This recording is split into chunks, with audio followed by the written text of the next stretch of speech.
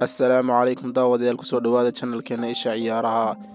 Kooxda Chelsea waa mid ka mid ah kooxaha ugu faca weyn uguna awooda badan qaaradda Yurub xilligan la joogo, iyagoona ku guuleystay koobab fara badan, sidoo kalena soo maray marxalado fara badan oo kala duwan, qaar farxad leh iyo qaar murugo lehba. Waxaynu maanta muuqaalkeena ku eegaynaa taariikhda kooxda Chelsea Football Club. Fadlan subscribe saar si aad ula socotid wax walba oo cusub oo aan soo gelino. waad mahadsan tahay. Gus Mears waxa uu ahaa ganacsade reer Ingiriisa kaasoo hore u iibsaday garoonka Stamford Bridge Athletics Stadium. Qorshihiisa ayaana ahaa inuu garoonka u bedelo garoon lagu ciyaaro kubadda cagta, isagoona sidoo kale qorsheynayay inuu koox markaa jirta ka kirayo garoonka, balse markii uu burburay heshiis uu la geli lahaa kooxda Fulham FC ayuu helay fikrad ah inuu aas-aaso koox cusub, maadaama ay hore u jirtay koox lagu magacaabo Fulham FC. Magaca kooxda cusub ayaa loo doortay Chelsea FC kadib markii la gorfeeyay magacyo kale oo fara badan ay ka mid yihiin Kensington FC, Stamford Bridge FC iyo weliba magaca London FC. Chelsea ayaa lagu aas-aasay goob lagu caweeyo oo lagu magacaabi jiray The Rising Sun Pub, kaasoo haddeer magaciisa loo bedelay The Butcher's Hook.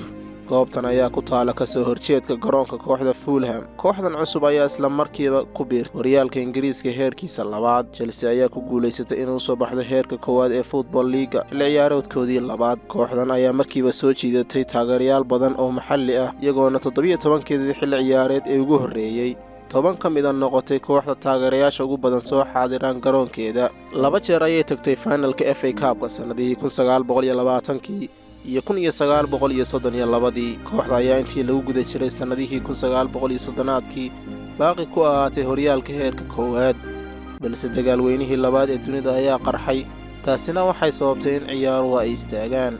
Sanadkii 1952 waxaa tababaraha kooxda loo magacaabay Ted Drake, kaasoo kooxda ka dhigay koox casri ah, wuxuuna sanadkii 1955 ku hogaamiyey koobkii ugu horreeyay ee horyaalka Ingiriiska ah. balse Chelsea ayaa ku guuldareysatay inay ka faa'iideysato guushan, iyagoona intii ka dhinnayd 1950-meeyadii ku dhammaysanayay meelaha dhexe ee kala sarreynta horyaalka Ingiriiska. Sanadihii 1960-aadkii iyo 70-aadkii waxay ahaayeen sanado aad ugu adag kooxda, iyadoona dib u hagaajintii garoonka Stamford Bridge ay kooxda ka dhigtay mid bangigeedu maran yahay. Ciyaartoydii muhiimka ahayd ayaa la iibiyey si dhaqaale looga dayo. Intaa kadib waxay u dhaceen heerka labaad ee horyaalka Ingiriiska.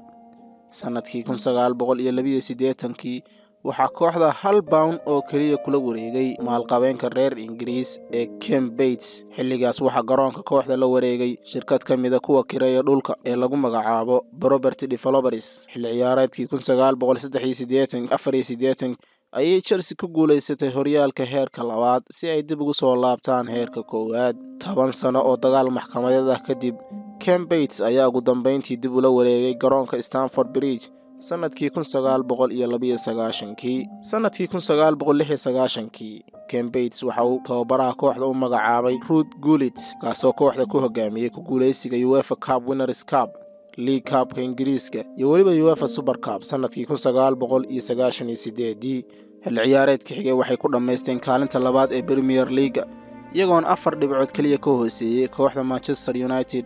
Gullit ayaa kooxda laga caydhiyey sanadkii 2000, iyadoona lagu soo bedelay tababaraha khabiirka ah ee Claudio Ranieri. Sanadkii 2003 waxaa kooxda la wareegay maalqabeenka reer Russia ee lagu magacaabo Roman Abramovich, isagoona Ken Bates kooxda kaga iibsaday £140 milyan oo pound. Laakiin waxay wax walba sidii la rabay u dhaceen markii tababare Jose Mourinho uu yimid kooxda sanadkii 2004. Tababarahan reer Portuguese ayaa kooxda ku hogaamiyey 2 horyaal oo xiriir sanadihii 2005 iyo 2006, wuxuuna sidoo kale sanadkii 2007 ku hogaamiyey FA Cup iyo League Cup. Intii lagu guda jiray muddadaas uu tababarayay Mourinho 3 sano ah, sidoo kale soo saaray xaliyeeyo waaweyn oo kooxda ah sida Frank Lampard, John Terry, Didier Drogba iyo weliba goolhaye Peter Cech. Kadib ka tegitaankii Mourinho ka tegay kooxda sanadkii 2007 sababo isfahan waa isaga iyo Abramovich ah awgeed, kooxdu waxay sii waday awoodeedii iyadoo ku guuleysatay 2 FA Cup, Champions League iyo weliba Europa League 6 sano gudahood. Sanadkii 2013 ayuu Mourinho dib ugu soo laabtay kooxda, isagoona mar kale ku hogaamiyey ku guuleysiga horyaalka iyo weliba League Cup-ka sanadkii 2015. Mourinho ayaa qaab ciyaareed xun ku bilowday xilli ciyaareedkii 2015-2016 taasoo sababtay in laga caydiyo kooxda. Hedin ayaa loo magacaabay inuu kooxda tababare ka sii ahaado inta ka harsan xilli ciyaareedka. Xilli ciyaareedkii xigay waxaa tababare rasmi ah loo magacaabay tababaraha reer Talyaani Antonio Conte, kaasoo hore u soo tababaray kooxda Juventus iyo weliba xulka qaranka ee Talyaaniga.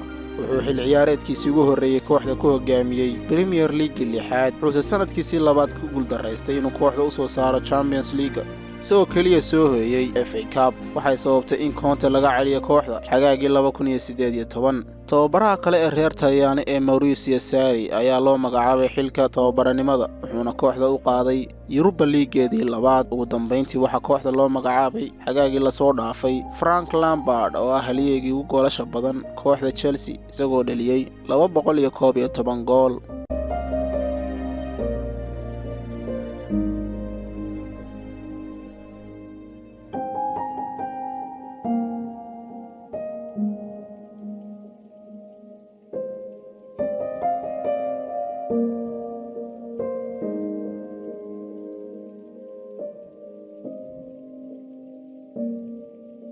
waad mahadsantahay daawadahayga qaaliga ahow. fadlan like saar fiidiyowga haddii uu ku cajabiyey, comment ka tag haddii aad wax faallo ah ama talo bixin ah aad qabtid. sidoo kale ha ilaawin inaad subscribe saartid channelka adoo sidoo kale daaraya gambaleelka si ay kuu soo gaadhaan wax walba oo cusub oo aanu soo gelino.